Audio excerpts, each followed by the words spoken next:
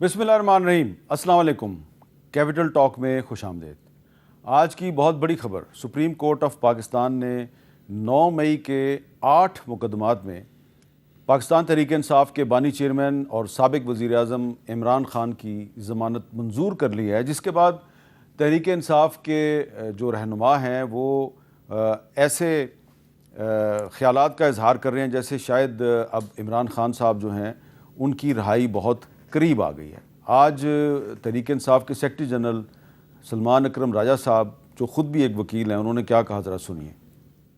जो जुल्म की रात है वो छटने को है। आज का फैसला एक इशारा है कि 9 मई के हवाले से एक झूठा बयानिया बुना गया। अलकादिर ट्रस्ट केस है, वो एक मुकदमा है अब सिर्फ जिसमें खान साहब गिरफ्तार हैं, इसके अलावा बाकी तमाम मुकदमात में उनकी जमानत हो चुकी। तो ये दावा है सलमान अकरम राजा साहब का।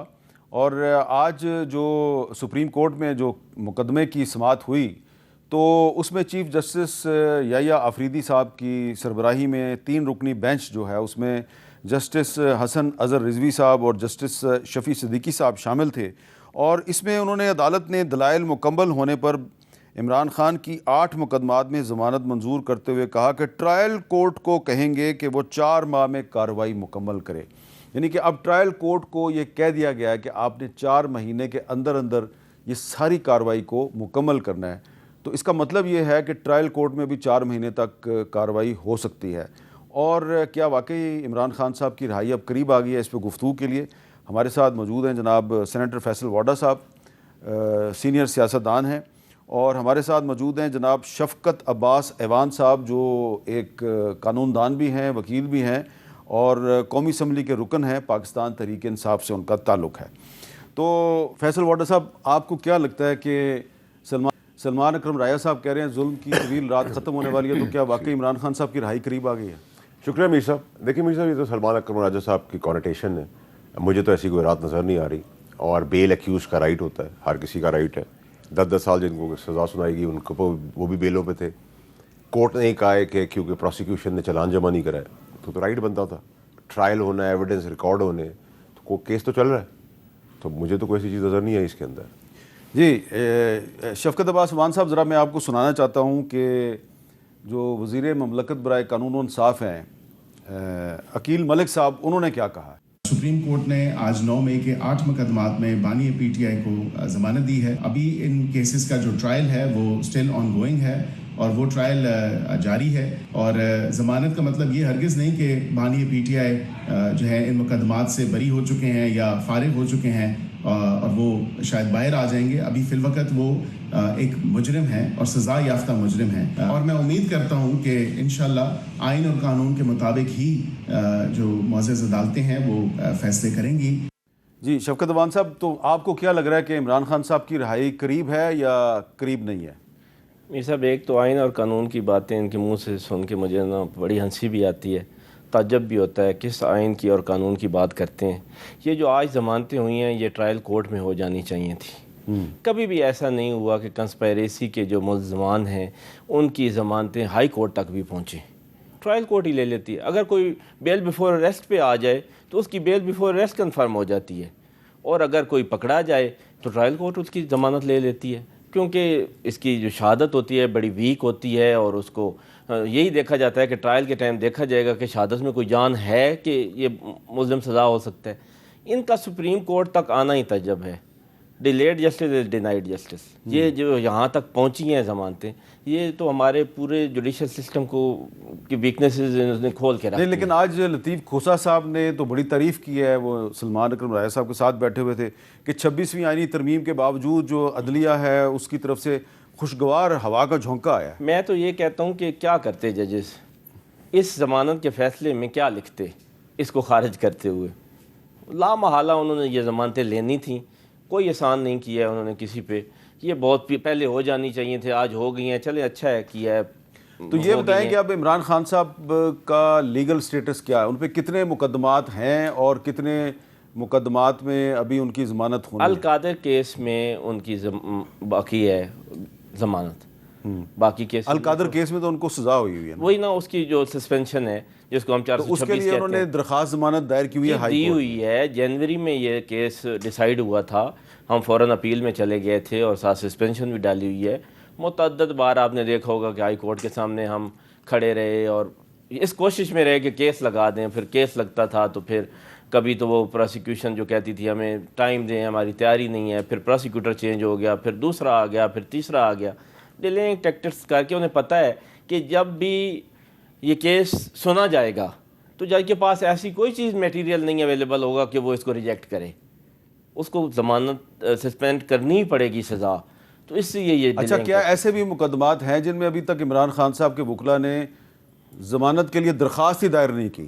میرا نہیں خیال کہ ابھی تک کوئی کیس ہمارے سامنے ایسا ہے جہاں کہ خان صاحب کی گرفتاری ڈالی راولپنڈی گئی. میں کچھ مقدمات ہیں خان صاحب اگر کے. راولپنڈی میں کچھ مقدمات میں گرفتاری ڈالی ہوئی ہے تو ابھی وہ سامنے نہیں ہے جس میں ضمانت ہونا باقی ہے.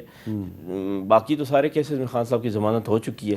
اب ان کا تو کیا ہے, کچھ جہاں پہ بھی مرضی ڈالتے جائیں. کیونکہ تحریک انصاف پہلے کہتی تھی جی کہ عمران خان صاحب پہ 200 سے زیادہ مقدمات ہیں. جی جی, تو اگر 200 سے زیادہ مقدمات ہیں تو کیا سب میں ضمانت ہوگی ہوئی ہے؟ ضمانت جو ابھی سامنے کیس ہے وہ القادر کیس ہی رہ گئے. اس کے علاوہ جتنے بھی خان صاحب کے کیسز میں انہوں نے خان صاحب کو باقاعدہ ملزم قرار دیا ہے ان میں ضمانت ہو چکی ہے. اچھا, اب آپ کو کیا لگ رہا ہے فیصل واڈا صاحب کے عمران خان صاحب نے ایک تو محمود اچکزئی صاحب کو نامینیٹ کیا اپوزیشن لیڈر کے لیے, اور دوسرا جو ہے ان کو اختیار دے دیا کہ آپ مذاکرات کریں, تو اچکزئی صاحب کے ذریعے جو مذاکرات ہوں گے ان کی کامیابی کا کوئی امکان نظر آ رہا ہے آپ کو؟ دیکھیں میر صاحب, سب سے پہلے تو یہ کہ اچکزئی صاحب کو نامینیٹ کرنا ہی عمران خان صاحب کی طرف سے کلیئرٹی بتاتا ہے کہ ان کو اعتماد ہی نہیں اپنی پارٹی کے اندر, اور ہونا بھی نہیں چاہیے. ایک تو یہ ہے.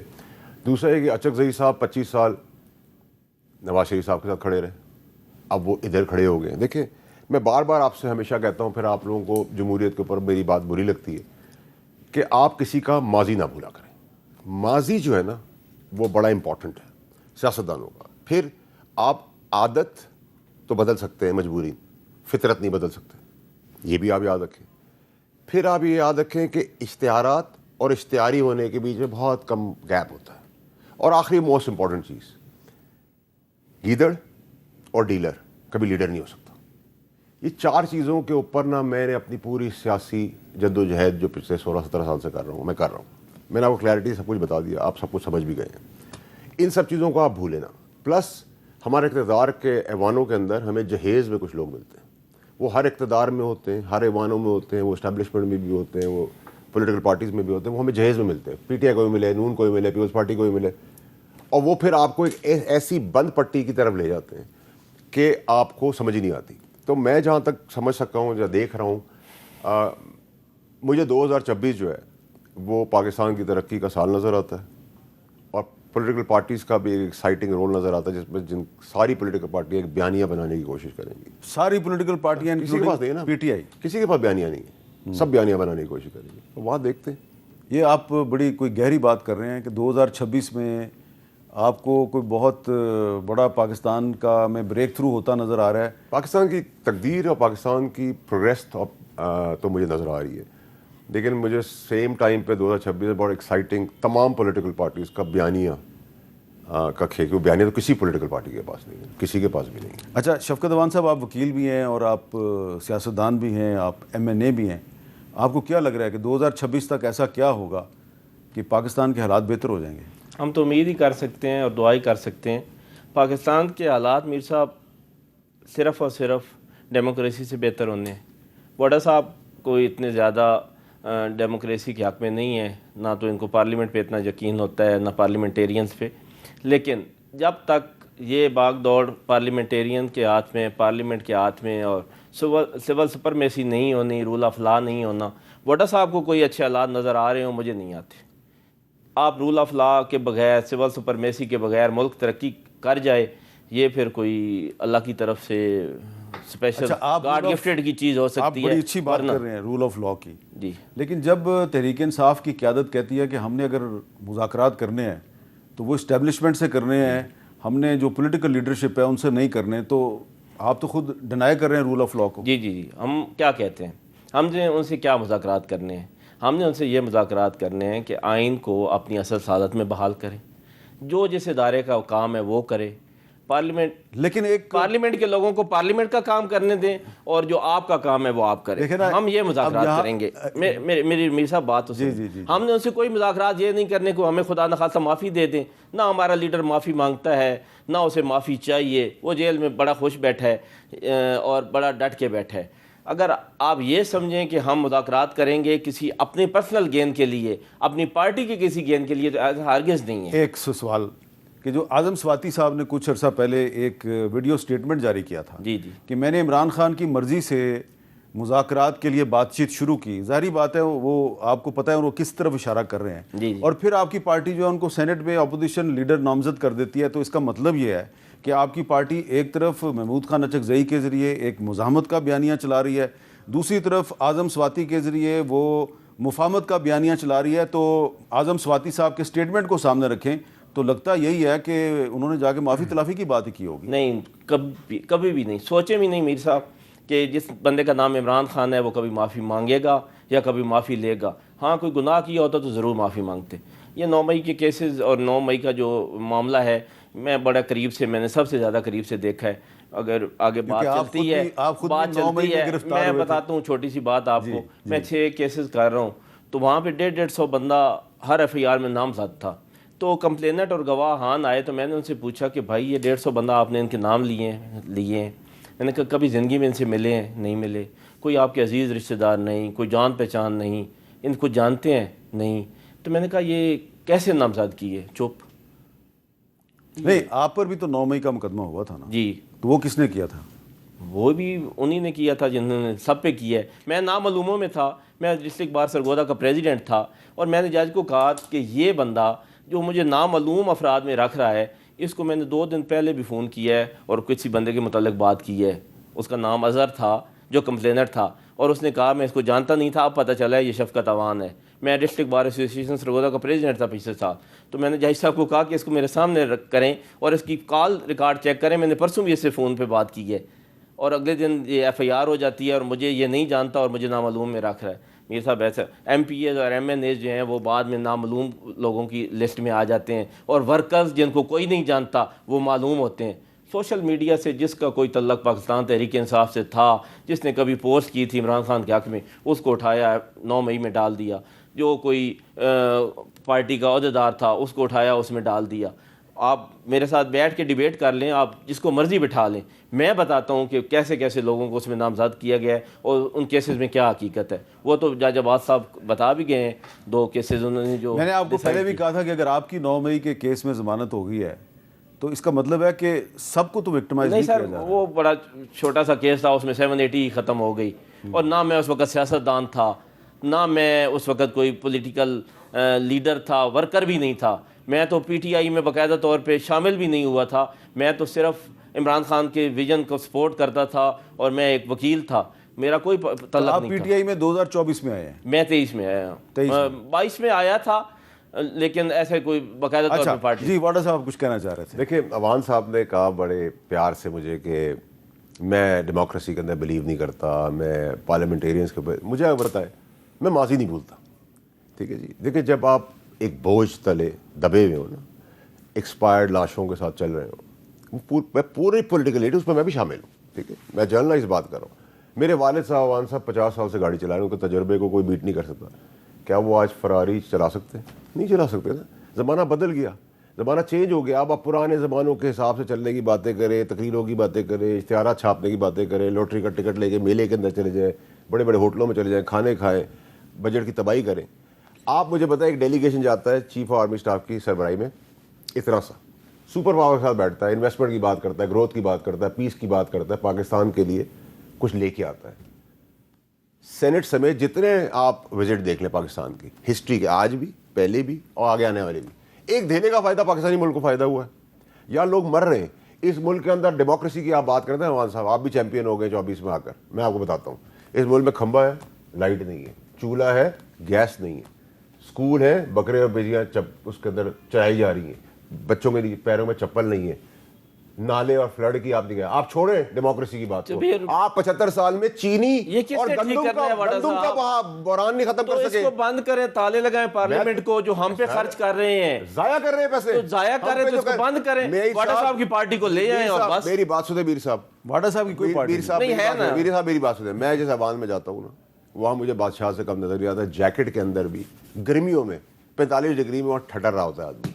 बंद करें तनख्वाहें, बंद करें पर्क्स एंड प्रिविलेजेस। इस मुल्क के अंदर गरीब जो है बच्चा मर रहा है बिलबिला कर। तो आप कह रहे हैं पार्लियामेंट को ताला लगा नहीं, दो। मैं कह रहा हूँ इनकॉम्पिटेंट लोग, अगर मीर साहब आपकी जगह किसी नलायक आदमी को बिठा दे और बोलेंगे 8 बजे का शो चलाओ और रेटिंग लेके और खबरें ला के दो, तो फिर कसूर तो जो नहीं लाने वाला है आपको उसका है ना। मीर तो साहब- कसूर अगर आवाम ने कि नहीं की बेकसूरी, तो उसकी सजा पूरे पिछले आपने हर किसी को आजमाया, सारे लोगों को आजमाया, कौन सा बंदा फिट? अच्छा, एक मेरा सवाल है छोटा सा। आप कहते हैं इमरान खान साहब ने जेल काटी, जबरदस्त काटी, तो 14 साल जरदारी साहब ने काटी है, वो जैसे जवानी की काटी। नहीं नहीं मेरी नहीं, बात सुनिए, वो जैसे काटी है, वो जेल और खान साहब की जेल में बड़ा फर्क है। 2 साल है और 14 साल है भाई। तो मेरी बात सुने, आप 25 करोड़ को लोगों को डिनाई कर रहे हैं, उनका राइट ऑफ वोट आप डिनाई कर रहे हैं, तो हम तो कहते हैं इसको ताला लगाएं। आपकी पार्टी पहले भी कई दफा रह चुकी है इस मुल्क में, अगर उन्होंने 40 साल में कोई तरक्की की है मुल्क की, तो फिर ले आए एक दफा, फिर आजमा लें आपकी पार्टी को। सर मेरी रिक्वेस्ट सुने ना सर, 16 साल जो आज आपकी पार्टी है ना जी, उसमें मैं पैदा उस पार्टी के अंदर हूँ। जी जी मुझे पता उस है, आप पार्टी की 10 साल मॉरल, 10 फाइनेंशियल, से हैं। इकोनॉमिकल, एथिकल हमने वो चीजें गुजारी, हमने जेब से पैसा लगाया है, हमने खून पसीना लगाया उस पार्टी में। आपको तो उस पार्टी का भी एबीसी भी नहीं पता। अच्छा वाडा साहब, मैं एक छोटा नहीं, मेरी रिक्वेस्ट है आपसे, सुने मेरी बात सुनने वाडा साहब, मुझे नहीं पता। आप जायचों से आपको निकले, पता था आप जायचों से और आप निकले। छोड़ चुके हैं। नहीं, मेरी बात मैं सुनिए, सूरत पे थोड़ा- आप मेरी मेरी बात पार्टी सुनिए। पे बात नहीं करेंगे आप। नहीं, मैं अब किसी आपकी को पार्टी बात- नहीं है वो। नहीं, मैं तो मैं आपकी ये बात कह नहीं रहा कर रहा हूं, जनरल हूँ बात कर कि रहा हूं, आप पार्टी की। यकीन नहीं रखते डेमोक्रेसी पे। इस तो डेमोक्रेसी के अंदर कैसी इस हो फिर? डेमोक्रेसी- वो कैसी हो डेमोक्रेसी? मैं आपको- हाइब्रिड सिस्टम मैं- जैसे आप चला रहे हैं, ऐसे मेरी हो? बात सुने, हाइब्रिड सिस्टम तो आप बैठे क्यों हैं पार्लियामेंट आप में? पहले ही बैठे हैं। आप बैठे क्यों हैं? अगर आप इसको आज मुझे बताएं, मैं वकील हूं, मुझे कहें कि जी आर्मी कोर्ट का आप जज बन जाएं, तो मैं तो नहीं बनूंगा, क्योंकि मैं उसको पसंद नहीं करता। आप डेमोक्रेसी को अच्छा, पसंद मेरा नहीं मुझे करते। एक सवाल करने देना वाडा साहब से। वाडा साहब, ये जैसी भी डेमोक्रेसी है इसमें बहुत सी खामियां हैं, लेकिन एक अंग्रेजी का मुहावरा है कि the best dictatorship is worse than the most dirtiest democracy, यानी कि बदतरीन जमहूरियत जो है वो बेहतरीन आमरीत से बेहतर है। क्या ये जो जमहूरियत है जिसमें शहबाज शरीफ साहब प्राइम मिनिस्टर हैं, इस जमहूरियत ने पाकिस्तान को डिफ़ॉल्ट से नहीं बचाया? देखिए मीर साहब, एक तो फेडरल गवर्नमेंट के पास ना पहले जो हमारी गवर्नमेंट जब थी तब, और आज भी फेडरल गवर्नमेंट के खाते में तो कुछ नहीं होता। फेडरल गवर्नमेंट का काम क्या है कि वो पैसे लेती है, कर्जे लेती है, सूबों को दे देती है। सूबों ने अपने बाप की जागीर बनाई है, पूरे पाकिस्तान के तमाम सूबों में तबाही मची है, पहले ही मची हुई, आज भी मची, सारे सूबों में करप्शन का बाजार खुला हुआ है। गंदम और चीनी को नहीं आप संभाल सके। फ्लोर ऑफ द हाउस में आपको याद होगा, आखिरी शो करके गया था मैं आपके पास से, जब मुल्क से बाहर जा रहा था, 2 महीने पहले आगे वार्निंग दी, क्लाइमेट चेंज की वार्निंग दी। किसी के आप रॉकेट से, चांद से, प्लेनों से, फोटैलों से, इश्तिहारों से, तो आप कह रहे हैं ये हुकूमत फेल हो चुकी है? नहीं, मैं ये कह रहा हूँ सर आपको कि देखिए शहबाज शरीफ साहब तो अपनी कोशिश कर रहे हैं। शहबाज शरीफ साहब अगर सूबे तबाही की तरफ चले जाएंगे तो गालियां फेडरल गवर्नमेंट को पड़ती हैं, लेकिन फेडरल गवर्नमेंट का कोई रोल नहीं। फेडरल गवर्नमेंट तो एक पोस्टमैन का काम करती है। पंजाब में तो उनकी पार्टी की हुकूमत है। देखिए सर, मुझे तो नहीं पता कि उनकी कितनी पार्टी है और कितनी पार्टी नहीं है, तो पंजाब की बात मैं कर रहा हूँ, मैं सिंध की बात कर रहा हूँ, बलोचिस्तान की भी कर रहा हूँ, मैं केपी की भी कर रहा हूँ। मैं तो किसी एक स्पेसिफिक सूबे की बात नहीं कर रहा। ये थोड़ी पॉसिबल है कि आप किसी को 25 करोड़ का सूबा दे दे, किसी को 5 करोड़ का सूबा दे दे, किसी को 18 करोड़ का सूबा दे दे। बाप का राज थोड़ी चल रहा है यहाँ। आपको सूबे, अगर आपको पाकिस्तान की तरक्की चाहिए, बका चाहिए, आपको एडमिनिस्ट्रेटिव सूबे बनाने होंगे, ठीक है, आपको एनएफसी को एड्रेस करना पड़ेगा, रिविजिट करना पड़ेगा, आपको बिला खौफ ये जो दहशतगर्दी के ऑपरेशन से करने पड़ेंगे। ये जब तक आप पाकिस्तान को इन सब जगहों को रीएड्रेस नहीं करेगा, पाकिस्तान आगे नहीं चला सकते। शफकत साहब इस पे बताएं जी, कह रहे हैं जी नए सूबे बनाने चाहिए। नहीं, नए सूबे तो ज़रूर बनने चाहिए, मैं इनकी बात से मुतफिक। अच्छा, और ये मैं तो खान साहब का भी ये विजन था, और मैं तो ज़ाती हैसियत में, मेरी पार्टी का क्या मौक़िफ़ होगा ये मैं इस पर कुछ नहीं कहता, मैं ज़ाती हैसियत में ये चाहता हूँ कि यूनिट छोटे से छोटे हों। अच्छा। लेकिन वाडा साहब के मुझे इस बात की नहीं समझ आ रही कि ये कौन सा सिस्टम मुल्क में लाना चाहते हैं। अगर ये डेमोक्रेसी नहीं ठीक, ये सियासतदान नहीं ठीक, ये पार्लियामेंट और पार्लियामेंटेरियन नहीं ठीक, तो एक तो ये पार्लियामेंट में खुद भी बैठे हुए हैं, उससे ये चले जाएं, रिज़ाइन कर दें कि जी ये तो आप डर्टी लोग हैं, आप गंदे लोग हैं, आप मुर्दा लाशें हैं, میں آپ کے ساتھ نہیں بیٹھتا, آپ کسی کام کے نہیں ہیں. زندہ لاشیں, اور زندہ لاشیں, سوری زندہ لاشیں. میں جواب دیتا ہوں. تو زندہ لاشوں کی بات تو سنیں نا, میری بات تو سنیں. اس ملک میں جب بھی تبدیلی آئے گی, جب بھی کوئی اچھائی آئے گی, وہ سول سپرمیسی سے آئے گی. میر صاحب, یہ 10 سال پہلے لوگ گزار کے یہاں پہ جا چکے ہیں جو جن کی طرف یہ اشارہ کر رہے ہیں, ان سے کچھ بھی نہیں اس ملک کا بدلا. آپ پوری دنیا کی ہسٹری اٹھا کے دیکھ لیں, کہیں پہ ڈکٹیٹرشپ میں کوئی ملک ترقی اگر کسی نے کی ہے تو پاکستان بھی کرے گا. یہاں پہ بھی ترقی ہوئی ہے, وہاں ڈیموکریسی میں ہوئی ہے, لیکن ڈیموکریسی میں اس کو ٹرو سینس میں چلنے تو ٹھیک ہے. میں ایک میر صاحب بات کرتا ہوں, آپ 8 فروری کو لوگوں کا مینڈیٹ مان لیتے, جو لوگوں نے مینڈیٹ دیا تھا, میں دیکھتا ہوں کیسے ملک ترقی کرتا. اب جواب دیں سر. میں پیدا ہوا وہی شکلیں, میں بڑا ہوا وہی شکلیں, میں جوان ہوا وہی شکلیں, میں بڑھاپے کی طرح چل پڑا ہوں وہی شکلیں.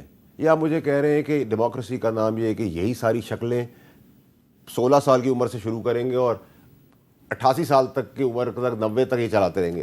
پھر آپ ماضی کسی کے باپ دادوں کی ہسٹری پتہ کریں. کوئی بیڑی پی نہیں سکتا تھا, کوئی سائیکل نہیں خرید سکتا تھا, کسی کے پیر میں چپل نہیں تھی, سب انڈسٹریلسٹ ارب پتی کھرب پتی ہو گئے جمہوری سسٹم کے اندر. ٹھیک ہے, کوئی بیک گراؤنڈ نہیں ہے. اچھا, جو عوام کو چاہیے چیزیں, آٹا, دال, چینی, ایجوکیشن, گاڑی, سائیکل, موٹر سائیکل, بینک, ہر چیز کے مالک تو یہی سیاستدان ہیں. تو ان سے آپ ریلیف کیسے مانگ رہے ہیں؟ اور اس ملک کا بگاڑ کرنے والا کون ہے؟ یہی سارے سیاستدان ہیں. انہی سیاستدانوں نے سمیت everybody across the board including me. آپ نے کہا میں کیوں, میرے لیڈر پہ آپ لگائیں کرپشن کا الزام. ارے میری بات بتائیں انہوں نے کچھ بنایا ہے میرے لیڈر نے؟ اگر میرے لیڈر نے کچھ بنایا ہے, میرے لیڈر نے کہا کہ چوروں کو ننگا کریں, تو چوروں کو پھر ساتھ بٹھا لیا گیا اور ان کو حکومت دے دی گئی. پھر کرتے نا چوروں کو ننگا. آپ کریں میری بات کو, جب میں یہ بات آپ کو اکراس دا بورڈ کرتا ہوں تو آپ کہتے ہیں اوکے, یہ کیسی بات ہے؟ نئے چہرے آ رہے ہیں, میرے جیسے عام آدمی بھی آ گئے پارلیمنٹ میں. اچھی بات ہے نا سر, اسی کو کہہ رہا تو ہوں. اسی طرح جمہوریت چلے گی تو ہم لوگ آئیں گے, جمہوریت نہیں چلے گی تو ہم لوگ کیسے آتے پارلیمنٹ میں؟ پرانے والے آپ کی پارٹی سے بھاگ گئے اس لیے آپ لوگ آئے. چلے جیسے بھی آئے ہیں, اس تسلسل میں آئے ہیں نا, جمہوریت کے تسلسل میں آئے ہیں, کسی اور تسلسل میں کوئی بندہ نہیں آ سکتا. میری گزارش سر آپ سے یہ ہے کہ دیکھیں شیخ محمد, آپ کے پاس شیخ محمد صاحب کی ایک مثال ہے. بارش ہوئی دبئی کے اندر, انہوں نے جتنی گاڑیاں, جتنے گھر, جتنے فلیٹوں کا نقصان ہوا, دبئی نے ان کو واپس کیا اپنی جیب سے اور کہا خود بناؤ, یہ نہیں کہ ہماری سرکاری جگہ سے بنواؤ. اور امپلیمنٹیشن اس کی ایسی کی کہ 100 سال تک اب بارش کا مسئلہ دبئی میں نہیں آئے گا. تو جو دکھایا اپنے ملک کو, جو کر کے بتایا, آسمان پہ دبئی چلا گیا. ٹھیک ہے, آپ کے پاس سعودی عربیہ کے پرنس محمد بن سلمان صاحب کی مثال سامنے, اس نے اپنا نہیں دیکھا, پرایا نہیں دیکھا, اچھا نہیں برا دیکھا, کالا سفید نہیں دیکھا, انہوں نے سب کو ہوٹل میں بند کیا, سانڈوں کو, سب سے پیسہ ریکور کیا اور اپنے ملک کو آسمان پہ لے گیا. یہ چیز یہاں کیوں نہیں ہو سکتی؟ کیوں نہیں ہو سکتی یہاں یہ چیز کہ کسی کو نہیں پتا کس کی کرپشن کی فائل کیا ہے؟ آپ دیکھیں میر صاحب, یہ ایک ایوالونگ سائیکل ہے پاکستان کی ڈیموکریسی کی. کل کا ٹھگ آج کا ساہوکار بن جاتا ہے, اور جو آج کا ساہوکار ہوتا ہے کل کا ٹھگ ضرور بنتا ہے. یہ گھومتی ہے سائیکل. ٹھیک ہے, تو میں تو آپ کو کلیئرٹی سے بتا رہا ہوں, اگر آپ کو روکے نا اس سائیکل کو, روک رہے نا, میں سینٹر بنا کو, اور 55 ارب روپے پہلی میٹنگ میں 55 ارب روپے پاکستان کے بچا کے ریورس کرا کے دیے. ٹھیک ہے, 50 کروڑ روپے ایک بچا کے دیے. ہم نے اپنا کام کرے, جیسے ہم یہ بھی نہیں کر سکے گا عوام صاحب, ہمارا باہر کوئی نہیں ہے, ہم کسی چاہیے. میں یہ کہہ رہا ہوں کہ میں یہ نہیں کہتا کہ سارے لوگ ٹھیک ہیں, لیکن اسی سسٹم سے ہی اچھائی کی. اچھا, یہاں پہ میں نے جی ایک بریک لینی ہے, بریک کے بعد دوبارہ ملتے ہیں.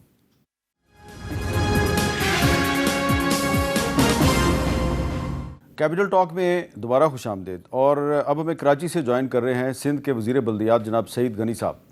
سعید غنی صاحب, بہت بہت شکریہ, آپ نے ہمیں ٹائم دیا. ابھی ہم جو ڈسکشن کر رہے تھے تو اس میں ایک تجویز آئی ہے کہ جی اس وقت جو پاکستان کے بہت سے پرابلمز ہیں وہ ایڈمنسٹریٹو پرابلمز ہیں, اور اگر ایڈمنسٹریٹو یونٹس بنا دیے جائیں, یعنی کہ نئے صوبے بنا دیے جائیں, تو بہت سے مسائل حل ہو سکتے ہیں. جیسا کہ آج کل آپ کراچی میں بھی جو بارش کے باعث جو مسائل پیدا ہوئے ہیں ان کو حل کرنے کی کوشش کر رہے ہیں.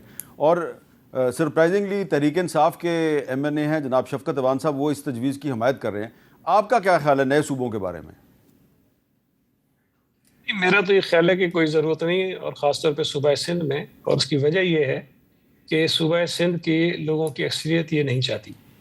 ہمارے آئین میں جو نئے صوبے بنانے کا طریقہ کار موجود ہے, اس میں پہلا کام تو یہ ہے کہ جس صوبے میں آپ نے کوئی نیا صوبہ پیدا کرنا ہے یا بنانا ہے, تو وہاں کی صوبائی اسمبلی 2/3 اکثریت کے ساتھ قرارداد پاس کرے گی, اس کے بعد وہ پارلیمنٹ میں جائے گی. آج تک صوبہ سندھ کی اسمبلی میں نہ کسی نے ایسی کوئی قرارداد پاس کی ہے, اور نہ ہی کسی نے اسمبلی میں ایسی کوئی بات کی ہے. اب اگر صوبائی اسمبلی میں اس پہ کوئی بھی اتفاق تو دور کی بات ہے، اس پہ کبھی بات ہی نہیں ہوئی، تو پھر اس صوبے کے اندر نیا صوبہ بنانے کی تو بات نہیں ہے. ہاں، پنجاب کی اسمبلی نے ضرور ایسی قرارداد پاس کی ہے 2013 میں، جس میں یہ کہا گیا تھا کہ پنجاب کے اندر نئے صوبے بنائے جائیں، اور وہ ریکارڈ پر ہے. وہاں اگر کوئی بنانا چاہتا ہے اس پہ ہمیں کوئی اعتراض نہیں ہے. اگر صوبائی اسمبلی چاہتی ہے، صوبے کے لوگ چاہتے ہیں تو بالکل بنا لیں. صوبے سندھ میں تمام سیاسی جماعتیں بشمول پی ٹی آئی کے اس بات پر اتفاق ہے کہ نئے صوبے سندھ میں نہیں بننے چاہیے، اور سندھ کی جو اس وقت حیثیت ہے، جو اس کی پوزیشن ہے، وہ اسی طرح رہنی چاہیے. اچھا، تو فیصل وارڈر صاحب، آپ نے تو ابھی کہا کہ صوبے بننے چاہیے، اور آپ کا بڑا پرانا موقف ہے، آپ نے سینٹ میں تقریر بھی کی تھی، تو آپ کا تعلق بھی سندھ سے ہے. دیکھیے، میں تو سعید غنی صاحب کی پارٹی کی بات تو نہیں کر رہا، میں تو کوئی سندھ کی بات ہی نہیں میں نے کی، نہ ان سے بھی آپ نے سندھ کا سوال کیا. آپ نے ان جنرل پورے پاکستان کی بات کی ہے. پورے پاکستان میں ایڈمنسٹریٹو صوبے آپ کو چاہیے، ٹھیک ہے. آپ نہ اسپیسیفک سندھ کی بات کریں، نہ اسپیسیفک پنجاب، آپ پورے پاکستان کی بات کریں. نمبر 1. نمبر 2 یہ کہ دیکھیں، ہمیں پھر وہی والی بات پہ ہمیں واپس جانا پڑے گا کہ جیسے ابھی انہوں نے کہا سعید غنی صاحب نے کہ پنجاب میں پاس ہوئی ریزولوشن، آپ پنجاب سے شروع کر دیں، باقی صوبوں پہ لیں. لانا تو پڑے گا آپ کو، یہ اس کو ایڈریس کرنا پڑے گا، یا این ایف سی کو ایڈریس کرنا پڑے گا، کچھ تو کرنا پڑے گا نا پاکستان کو آگے چلانے کے لیے. سندھ میں تو یہ بڑا سینسٹیو ایشو ہے. دیکھیے میر صاحب، میں پنجاب پاکستان کی بات کرتا ہوں، آپ مجھے سندھ میں لے جاتے ہیں. میں پاکستان کی بات کرتا ہوں، مجھے پنجاب میں لے جاتے ہیں. میں پورے پاکستان کی بات کر رہا ہوں. اس لیے کہ سندھ اسمبلی نے سب سے پہلے پاکستان کے حق میں قرارداد منظور کی تھی، پنجاب نے بہت بعد میں کی. سر میں تو اس صوبے سے میں ادھر ہی رہتا ہوں، ٹھیک ہے. میں صوبائیت کی بات کر، میں تو ایڈمنسٹریٹو صوبوں کی بات کر رہا ہوں، ان جنرل بات کر رہا ہوں میں. دیکھیں یہ ڈسکشن، اس کو این ایف سی کو آپ کہہ رہے ہیں میں ریوزٹ نہ کروں، اس کے بعد پاکستان کے چلے گا، آپ کو کرنا پڑے گا. چلے این ایف سی میں بھی آئے تھے. آپ بتائیں جی شفقت وان صاحب، سعید غنی صاحب کہہ رہے ہیں کہ سندھ اسمبلی میں نہ کبھی ایسی بات ہوئی ہے، نہ کوئی ریزولوشن آئی ہے، اور جب تک کسی صوبے کی اسمبلی 2/3 میجورٹی کے ساتھ ریزولوشن منظور نہیں کرتی، نیا صوبہ نہیں بن سکتا. بالکل ٹھیک ہے، کانسٹیٹیوشنلی تو ایسا ہی ہے. آپ نے مجھ سے پوچھا تھا بننے چاہیے، تو میں نے اس کا جواب دیا تھا کہ ضرور بننے چاہیے میرے خیال میں. لیکن اگر کوئی صوبہ نہیں الاؤ کرتا اور اس کی اسمبلی نہیں کرے گی، تو ڈیفینیٹلی یہ پھر کانسٹیٹیوشنل اس میں آ جائے گی، حد آ جائے گی، تو وہ تو اعتراض نہیں ہو سکتا. جب آپ کی پارٹی کی حکومت تھی جی، تو آپ نے کوشش کی تھی کہ جو ساؤتھ پنجاب کا صوبہ جو ہے وہ بن جائے، جی، اور ایک سیکریٹریٹ بھی بنایا تھا، آپ کو یاد ہے نا؟ جی جی بالکل. ساؤتھ پنجاب میں سیکریٹریٹ بھی بنایا تھا. تو اس کا مطلب ہے کہ آپ کم از کم پنجاب کے ایڈمنسٹریٹو یونٹس نئے بنانے کے حق میں ہیں. نہیں، پورے پاکستان میں بننے چاہیے. نہیں، لیکن سعید غنی صاحب نے بتایا کہ سندھ اسمبلی میں جو پی ٹی آئی کے ممبران ہیں وہ نہیں چاہتے. چلیں، پنجاب اسمبلی نے تو ریزولوشن پاس کی ہوئی ہے نا 2013 میں، تو پنجاب سے ہی شروع کر لیں، پھر آگے بڑھ. دیکھیں پنجاب سے کر لیں، آگے پھر جو اسمبلی الاؤ کرتی جائے وہاں پہ بناتے جائیں. اچھا، عوان صاحب کو بتا دو. عوان صاحب بار بار کہہ رہے ہیں کہ میری آپ کی رائے ہے ایڈمنسٹریٹو صوبے بننا، آپ کی رائے ہے. میں آپ کو بتا دوں، جس پارٹی میں آج آپ ہیں نا، اس کے منشور کے اندر یہ لکھا ہوا ہے ایڈمنسٹریٹو. نہیں، ہمیں یاد ہے، پڑھ لیجئے گا. نہیں، میں کب انکار کر رہا ہوں، اوپر بھی کہہ سکتے ہیں. میں کب انکار کر رہا ہوں. میں تو ذاتی رائے بھی دی ہے، اور میری ویسے خان صاحب سے ایک دفعہ 2022 میں ڈسکشن ہوئی تھی، تو انہوں نے یہی کہا تھا کہ یہ نئے صوبے بننے، کوئی ہائی کورٹ بینچ کی بات ہو رہی تھی کہ ہمارے ادھر بنائیں، سرگودا میں بننا چاہیے. تو انہوں نے کہا کہ یہ تو یونٹی چھوٹے بننے چاہیے اور ہر جگہ پہ ہونا چاہیے. اچھا سعید غنی صاحب، یہ جو واڈا صاحب کہہ رہے ہیں کہ این ایف سی ایوارڈ جو ہے اس کی تشکیل 9 ہونی چاہیے، تو اس پہ تو آپ کو اعتراض نہیں ہے؟ این ایف سی ایوارڈ تو ہر 5 سال کے بعد ہونا چاہیے تھا. 2010 میں موجودہ این ایف سی ہوا، اس کے بعد 15 میں ہونا چاہیے تھا، 20 میں ہونا چاہیے تھا، 25 میں ہونا چاہیے تھا، جو نہیں ہوا ہے. دیکھیں، این ایف سی کے اوپر جو اعتراضات اٹھاتے ہیں نا لوگ، وہ مجھے تھوڑی سی بڑی حیرت بھی ہوتی ہے. اعتراض یہ ہے کہ جو پیسہ اکٹھا ہوتا ہے اس میں سے صوبوں کو زیادہ چلا جاتا ہے، وفاق کے پاس پیسے کم بچتے ہیں. میں یہ سمجھتا ہوں کہ مسئلہ یہ نہیں ہے، مسئلہ آپ کے اختیار کے اندر ہے. پاکستان کے اندر جو ریونیو کلیکٹ ہوتا ہے اس سے بہت زیادہ پوٹینشل ہے، اور وہ پیسے زیادہ اکٹھے ہو سکتے ہیں. ایشو پرسنٹیج کا نہیں ہے کہ کتنا صوبوں کو جاتا ہے، کتنا وفاق کو جاتا ہے. ایشو یہ ہے کہ آپ کی جو ریونیو کلیکشن ہے وفاق کی، وہ ٹوٹل ہے کتنی. اگر یہ اس کو بڑھا دیں گے تو اس کا فائدہ صوبوں کو بھی ہوگا، اس کا فائدہ وفاق کو بھی ہوگا. تو جو بھی ان کو لگتا ہے کہ ہمارے پاس کچھ پتہ نہیں کتنے سو ارب کم پڑتے ہیں، تو آپ اپنی ریونیو کلیکشن بہتر کر لیجئے، وہ کام ٹھیک ہو جائے گا. صاحب، ہم نے جب یہ جو جی ایس ٹی آن سروسز صوبوں کو دیا گیا نا، تو پاکستان پیپلز پارٹی کی سندھ حکومت نے ایس آر بی بنایا، اور ہم نے آج تک جو ٹارگٹ SRB کو دیا ہے انہوں نے وہ میٹ کیا ہے. جب سے وہ بنا ہے ادارہ تب سے وہ اپنا ٹارگٹ میٹ کر رہا ہے. ہم نے یہ آفر کی وفاق کو کہ GST آن گڈس جو کلیکٹ کرتا ہے FBR, اس کا کلیکشن کا اختیار آپ ہمیں دے دیجئے, اور جو آپ کا ٹارگٹ ہوگا وہ ہم آپ کو میٹ کر کے دیں گے. اس سے زیادہ جو اوپر آئے گا اس کے اوپر آپ فارمولا بنا لیجیے کہ کتنا صوبے رکھے گا, کتنا وفاق رکھے گا. اور ہم نے یہ کہا کہ اگر ٹارگٹ ہم میٹ نہیں کریں گے تو ہم آپ کو وہ پیسے پورے کر کے دیں گے. مطلب ان اینی کیس آپ کو اپنا ٹارگٹ جو ہے وہ پورا ملے گا. ہم یہ سمجھتے ہیں کہ GST آن گڈس بھی اگر یہ صوبوں کو دے دیں گے نا کلیکشن کا, تو یہ بہت سارا ریونیو جو ہے وفاق کو زیادہ ملے گا. FBR وہ کام نہیں کر پا رہا ہے, لیکن چونکہ وہ چھوڑنا نہیں چاہتے ہیں, وہ کلیکشن اپنے پاس رکھی ہوئی ہے, اس لیے ان کی اپنی خامیاں ہیں, اپنی کوتاہیاں ہیں, وہ آ کے پڑھتے ہیں NFC کے اوپر. NFC ایشو نہیں ہے, ایشو ان کی کلیکشن کا برا ہونا ہے. اور NFC کی جہاں تک بات ہے یہ آئین میں درج ہے, NFC میں درج ہے کہ صوبوں کو جو کچھ ملتا ہے اس میں کمی نہیں ہو سکتی, اس میں اضافہ ہو سکتا ہے. دوسری بات یہ ہے کہ بھائی صاحب یہ سندھ کی بات نہیں ہے. میں آپ کو یقین سے کہہ سکتا ہوں آج اس وقت یہاں بیٹھ کے, نہ پنجاب اپنا شیئر کم کرنے کو تیار ہوگا, نہ KPK ہوگا, نہ بلوچستان ہوگا, نہ سندھ ہوگا. کوئی صوبہ ہو, کس کی حکومت ہو, کیونکہ ان کو جتنے ریسورسز مل رہے ہیں, جتنا ان کے اوپر برڈن ہے, جتنے 18th امینڈمنٹ کے بعد ادارے ان کے پاس آ گئے ہیں, تو اخراجات صوبوں کے بھی بڑھے ہیں اور صوبوں نے کام کر کے دکھایا ہے. اس میں بہتری بھی نہیں, لیکن نہ کیا تو مجھے نہیں پتا, ہم نے بھی بہتر پرفارم کیا ہے. جی فیڈرل گورنمنٹ کو بند کر دیں, پھر تو صوبے ہی سارا کام کر رہے ہیں, تو صوبوں پہ پورا پاکستان مشتمل ہے نا. فیڈرل گورنمنٹ کو بند کریں. پھر فیڈرل گورنمنٹ تو کلیکٹر پوسٹ میں پیسہ جمع کرتی ہے, اس کے اندر اس کے اوپر جو کمی پڑتی ہے وہ قرضے لے کے وہ آگے صوبوں کو دے دیتی ہے. صوبے دودھ کی نہریں بات ہے. سعید غنی صاحب یہ اتنا سمپل نہیں ہے, یہ اتنا سمپل نہیں ہے جس طرح آپ کہہ رہے ہیں.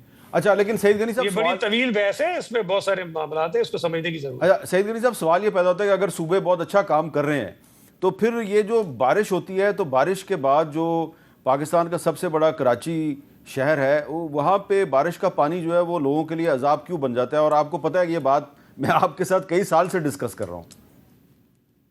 میر صاحب, اگر مانا یہ ہے کہ صوبوں کے پاس پیسے ہیں, کام اچھا کر رہے ہیں, تو وہاں بارش میں پانی سڑکوں پہ کھڑا نہیں ہونا چاہیے.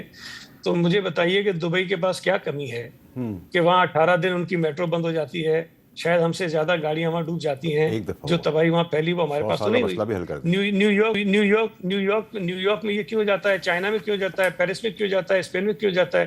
تو بہت سارے ترقی یافتہ ممالک بھی ہیں جہاں پر دیکھیں یہ جو کلائمیٹ چینج کا جو عذاب ساری دنیا کے اوپر ہے, جو موسمی تبدیلی آ رہی ہے, جس طرح سے بارشیں ہوتی ہیں اور کم وقت کے اندر بہت بارش ہو جاتی ہے, تو اس کا نقصان ہوتا ہے. یہ اگر کوئی بات کرے کہ نہیں 200 ملی میٹر کی بارش بھی ہوگی اور سڑک پہ پانی 1 منٹ کے لیے کھڑا نہیں ہونا چاہیے, یہ ہو نہیں سکتا. 200 ملی میٹر کی بارش ہوگی اور آپ کی جو روزمرہ کی زندگی ہے اس میں کوئی فرق نہیں پڑنا چاہیے, یہ نہیں ہو سکتا ہے. تھوڑا سا ہمیں ریئلسٹک اگر بات کرنی چاہیے کہ اگر مشکل آتی ہے, بارشیں آتی ہیں, کوئی نیشنل ڈیزاسٹر ہوتا ہے تو اس میں تکلیف ہوتی ہے. حکومت کی کارکردگی جانچنے کا پیمانہ یہ ہونا چاہیے کہ جب یہ بارش تھمی تو کتنے گھنٹوں میں ہم نے سڑکوں کو نارملائز کر لیا. میں یہ سمجھتا ہوں کہ ہم نے شاید ماضی کے مقابلے میں بہت کم وقت میں کراچی کی تمام شاہراہیں صاف کی اور وہ ٹرانسپورٹ کے لیے بالکل کھل گئی اور وہاں پہ گاڑیاں چل رہی تھی. ٹھیک ہے سعید غنی صاحب, سر میری گزارش سنیں, ہم تو اسپیسیفک سندھ کی بات نہیں کر رہے, آپ پرسنل ہو جاتے ہیں. پرابلم یہ ہے کہ 17 آدمی مارے گئے, اس کا جواز ہے آپ کے پاس. دوسرا سر یہ کہ یہ صرف سندھ کا مسئلہ نہیں ہے, یہ پورے پاکستان میں یہ سچویشن ہے. اور آپ نے دبئی کی بات کی تو میں آپ کو کلیئر کر دوں کہ دبئی میں مسئلہ آیا, ان کے شیخ محمد صاحب نے اس کا ایشو ریزالو کرنے کے لیے فنڈز دیے, فنڈز اپلائی ہو گئے, لگ گئے 100 سال تک. دبئی میں مسئلہ نہیں آئے گا. یہ اگلے سال پھر صوبوں میں یہی مسئلہ ہوگا, اس کے اگلے سال بھی یہی مسئلہ ہوگا. اور آپ مجھے سر, آپ کو تو مجھ سے زیادہ پتہ ہے, جانتے بھی سیاست زیادہ ہے سر, اس ملک کے اندر گندم کیڑے پڑ کے سڑ گئی اربوں روپے کی پاکستان میں, پورے تمام صوبوں کے اندر.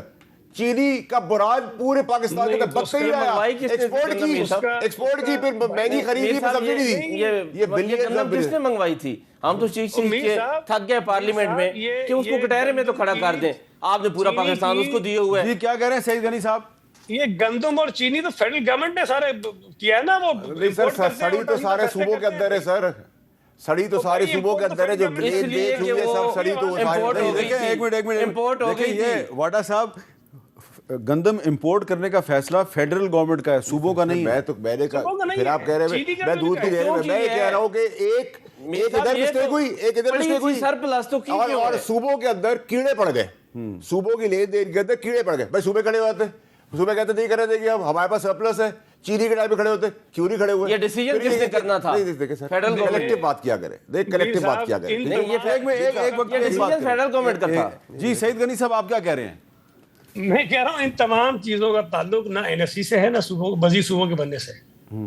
آپ الگ الگ ایشوز کو اگر جوڑ کے آئیں گے نہیں، یہ چونکہ 17 آدمی بارشوں میں مر گئے تھے اس لیے صوبے بننے چاہیے یا این ایس سی ریویو ہونا چاہیے، اس کا کوئی تعلق آپ نہیں نے بنتا. کہا کہ سر ہم نے پانی خالی کر دیا، یہ ہم نے کمال کر دیا تو 17 آدمی مر گئے، سر اس کا کمال کا جواب کون دے گا سر؟ حکومت کی کارکردگی اگر آپ دیکھیں گے یہ تو نہیں. اچھا مجھے بتا دیں کوئی فارمولا ایسا ہو کہ 200 ملی میٹر بارش پڑے اور سڑک پہ ایک قطرہ پانی نہ ہو، مجھے بتا دیں. ہمارے پاس تو نہیں، آپ بتا دیجیے. میں آپ کو بتاتا ہوں. آپ بتا دیجیے. نسلا ٹاور جو گرایا اس وقت نہ کسی کی انکوائری ہوئی، نہ کہ غریب مارے گئے، وہ پوری بلڈنگ اٹھا کے گرا دی، غریبوں کو تباہ کر دیا. جب 20 مالے بن رہے تھے نسلا ٹاور پہ کوئی بات نہیں. تو نالوں پہ جب 400 دکانیں بن رہی تھی، پلازے بن رہے تھے پورے پاکستان میں، تمام پاکستان، ابھی دکھا سکتا ہوں اسلام آباد میں بھی، ٹھیک ہے. اس وقت نسلا ٹاور گرانے کا حکم کس نے دیا تھا؟ سپریم کورٹ ہے. اور سعید غنی صاحب اس کی مخالفت کر رہے تھے. مجھے پتا ہے، میں ان کے رابطے میں تھا اور بہت اچھا کام کر رہے تھے، بہت نیک کام کر رہے تھے، بہت دعائیں کمائی ہیں انہوں نے، میں جانتا ہوں، میں ان سے رابطے میں تھا. میں آپ کو یہی تو کہہ رہا ہوں اس ملک کا مسئلہ کیا ہے. اس ملک کے اندر نسلا ٹاور پہ یہ کھڑا ہوگا، اس کو فارغ کر دیں گے سیاست ہے، گرا دیا غریبوں کا، کسی کا نقصان نہیں ہوا. جس نے بنایا اس کا نہیں ہوا، جس نے پاس کیا اس نے نہیں ہوا، جس کے ڈی ہے پی ڈی ہے جس نے بھی پاس کیا اس کو کچھ نہیں ہوا، اس منسٹر کو کچھ نہیں ہوا. وہ غریب لوگ مارے گئے. آج پورے پاکستان میں نالوں کے اوپر 400 500 دکانیں، بلڈنگیں، گھر بن رہے ہیں، ٹھیک ہے. کوئی پوچھنے والا نہیں، نہ کوئی نوٹس لینے والا ہے، نہ کوئی کرنے والا ہے، نہ کوئی روکنے والا ہے. یہ وزیر بلدیات کے سامنے آپ بات کریں، ان سے مزید بات کرتے ہیں ایک وقفے کے بعد.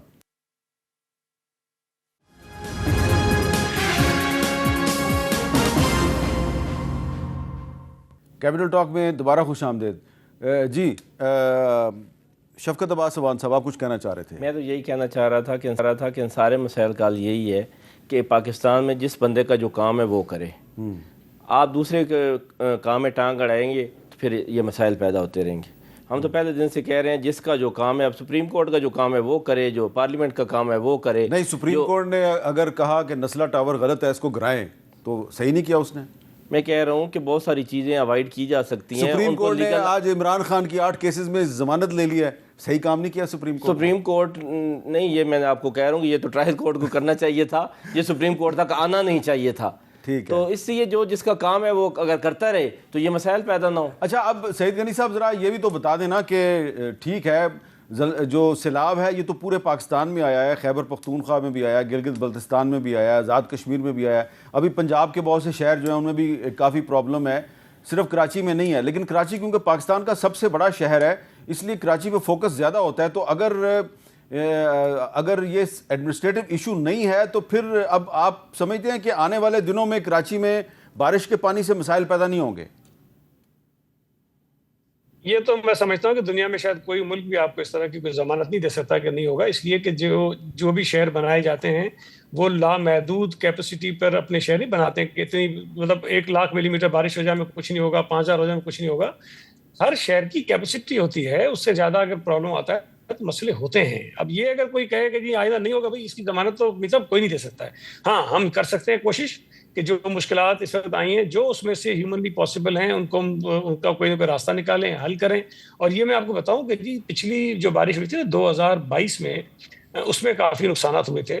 ہم نے اس کے بعد کافی انٹرونشنز کی اور ان جگہوں پہ نسبتاً جو ہے چیزیں بہتر ہوئی ہیں. اب ظاہر ہے کہ پرسوں کی بارش میں جو مشکلات پیش آئیں اگر اس میں مزید ہمیں کہیں کچھ انٹرونشنز کر کے چیزوں کو بہتر کرنے کی ضرورت ہوگی وہ ہم کریں گے.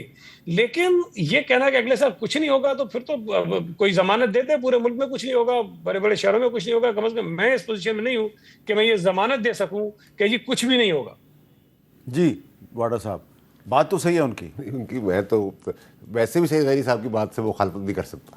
میرا سوال سے وہی ہے، میرا وہی سوال ہے جو عوان صاحب والی بات. عوان صاحب کیا کہہ رہے، میر صاحب آپ بھی کام نہیں کریں گے، آپ نہائل نکب میں نالائق ہیں. فیصل اوڑا صاحب آپ بھی نالائق ہیں، آپ بھی نہیں کریں گے، میں بھی نالائق، میں بھی نہیں کروں گا. اگر کیمرہ بند کرے گا تو ہم اس کا بھی نہیں کرنے دیں گے. یہ کیا جواب ہوا؟ یہ آپ جواب دے رہے کہ جس کا جو کام ہے وہ نہیں کر رہا تو کرنا ہے نا، پاکستان تو چل رہا ہے نا، پاکستان کو تو بچا رہا ہے نا، کون کرے گا پھر اس کا کام؟ آپ کہہ رہے ہیں جو کرے گا ہم اس کو بھی روک دیں گے, خود بھی نہیں کریں گے. یہ اگر نہیں, میں یہ نہیں کہہ رہا. آپ کہہ رہے ہیں سب کو اپنا کام کریں. میں یہ کہہ رہا ہوں کہ اگر آپ یہ سمجھیں کہ سارا کچھ ہم کر سکتے ہیں, ہمارے علاوہ کوئی اور کچھ نہیں کر سکتا, تو کام خراب ہی ہونا ہے. ایسی بات نہیں ہے کہ لوگ نااہل ہیں, لوگوں کو کرنے دیں کام ان کے کرنے کے, وہ اچھے طریقے سے کر سکتے ہیں. آپ دونوں میں اس بات پہ اتفاق ہے کہ ہمیں مل جل کے پاکستان کے لیے کام کرنا چاہیے. ضرور کرنا چاہیے, اپنے اپنی ڈومین میں رہ کے, اپنی ڈومین میں. آپ اتفاق نہیں کرتے میر صاحب اپنی ڈومین میں رہ کے. میر صاحب میں آپ کو بتاؤں, ماضی, عادت اور فطرت, اس کو ہمیشہ سامنے رکھ کے سیاست کرنا. فطرت کہاں سے آگے بیچ میں جواب مل جائے گا آپ کو, آپ دیکھ لینا. یا آپ کس کی فطرت کی بات تو میں جنرل بات کرتا ہوں, مجھے اسپیسیفکلی آتا ہے. میں پاکستان کی بات کرتا ہوں, مجھے سیدھے لے آتے ہیں. میں تو جتنی بات جس ٹائم پہ کرتا ہوں اتنے میں رہتا ہوں, پھر آہستہ آہستہ اس کو کھولتا رہتا ہوں, بتاتا رہتا ہوں. دیکھیں میں نے آپ کو کہا تھا, میں نے آپ کو یہ کہا تھا, میں نے آپ کو یہ کہا تھا, میں نے آپ کو یہ کہا تھا. اچھا سعید غنی صاحب, آج وزیر اعظم صاحب جو ہیں انہوں نے سب کو فون کیا ہے, سب پارٹیوں کے لوگوں کو انہوں نے فون کیا, اور وہ کہہ رہے ہیں جی یہ جو سیلاب کے بعد جو ایک مشکلات پیدا ہوئی ہیں مختلف پاکستان کے علاقوں میں, تو سب کو مل جل کر کام کرنا چاہیے. تو آپ کے خیال میں یہ کیا وزیر اعظم صاحب نے اچھا انیشیٹو نہیں لیا کہ سب کو مل جل کر کام کرنا چاہیے؟ دیکھیں بہت اچھی بات ہے, اور میں یہ سمجھتا ہوں, اور ہمیشہ سے خیر ہمارا تو موقف بھی رہا ہے کہ آپ کے سیاسی نظریاتی اختلافات رہنے چاہیے, ہوتے ہیں, اور یہ کوئی بری بات بھی نہیں ہے, ہر شخص کی اپنی سوچ ہوتی ہے. لیکن جہاں ملک کے لوگوں کی بات ہو, جہاں ملک کی بقا کی بات ہو, ملک کے مستقبل کی بات ہو, جمہوریت کی بات ہو, اداروں کی بات ہو, ہمیں ہمارا موقف ایک ہونا چاہیے اور ان کی بہتری کے لیے ہونا چاہیے. لیکن میں تھوڑا سا اس پہ اگر مجھے اجازت دیں, دیکھیں جو واوڈا صاحب کہہ رہے ہیں نا, ہمیں کوئی نہ کوئی راکٹ سائنس پہ اس پہ کوئی نہیں ہے. دنیا نے ترقی کی ہے, دنیا کے ملکوں میں بہت خرابیاں تھیں, وہ ٹھیک ہو گئے ہیں, ان کی ڈائریکشنز ٹھیک ہو گئی ہیں. بہت ساری مثالیں ایسی ہیں کہ جو آج سے 20 سال 25 سال پہلے شاید ان کے حالات بہت خراب تھے, آج وہ بہت بہتر حالات میں اور ترقی کی طرف جا رہے ہیں. کوئی ہمیں نئی راکٹ سائنس یا کوئی نئی چیز ایجاد نہیں کرنی ہے. صرف اور صرف جو دنیا نے راستہ اپنایا ہے نا, عوام کی رائے کا احترام کرنے کا, جمہوریت کو مضبوط کرنے کا, اداروں کو مضبوط کرنے کا, اگر ہم وہ کریں گے تو میں یہ سمجھتا ہوں کہ جتنے مسائل بتا رہے ہیں نا واوڈا صاحب, یہ سارے کے سارے ٹھیک ہو جائیں گے. ٹھیک ہے, آپ نے جو کہا جمہوریت کی بات آپ کر رہے ہیں, منتخب لوگوں نے کرنا ہے, منتخب لوگوں نے کرنا ہے. صوبے بننے نہیں بننے اس کا فیصلہ منتخب لوگوں نے کرنا ہے. صوبوں کی اسمبلیوں پہ چھوڑیں, باقی اپنی رائے کا اظہار واوڈا صاحب کرتے تو کرتے رہیں. لیکن میں سمجھتا ہوں کہ جو اسمبلیوں میں لوگ منتخب ہو کر بیٹھے ہوئے ہیں, جنرل نمائندگی کر رہے ہیں, ان کی رائے شاید بہتر ہو سکتی ہے. جی واوڈا صاحب آپ ہنس کیوں رہے ہیں؟ اچھی بات نہیں کی, بہت اچھی بات, بڑی خوبصورت بات کی, بہت اچھی بات کرتے ہیں. دیکھیں سر, میں وہی ادھر ہی آ گیا جو سعید غنی صاحب کہہ رہے ہیں چیزیں ٹھیک ہو جائے گی سب کچھ. یہ وقت کی نزاکت ہے کہ عادتیں بدلی جا رہی ہے, لیکن فطرت کا ابھی تک سوال نہیں آیا. ابھی فطرت کا رہتا ہے سوال. کس کی فطرت کی بات؟ سیاسی سی فطرت کی. ابھی تو یہ عادتیں بدلی جا رہی ہے. حسن اتفاق سمجھ لیں, ملک کی تقدیر سمجھ لیں, اچھا سمجھ لیں, سعید غنی صاحب کی اچھی وش لسٹ جو ہے اس کے حساب سے چل لیں, اچھے عادتیں بدل رہی ہے. لیکن جب فطرت بدلے گی تو ملک ترقی. چلے اچھی بات ہے, فطرت سب کی بدلنی چاہیے, سیاسی فطرت بھی بدلنی چاہیے, غیر سیاسی فطرت بھی بدلنی چاہیے. انما الاعمال بالنیات, اعمال کا دار نیت پر ہے. نیت اچھی ہونی چاہیے, اور نیت اچھی ہوگی تو اس کا پھل بھی اچھا ملتا ہے. بہت بہت شکریہ فیصل واڈا صاحب, شفقت اوان صاحب اور سعید غنی صاحب. مجھے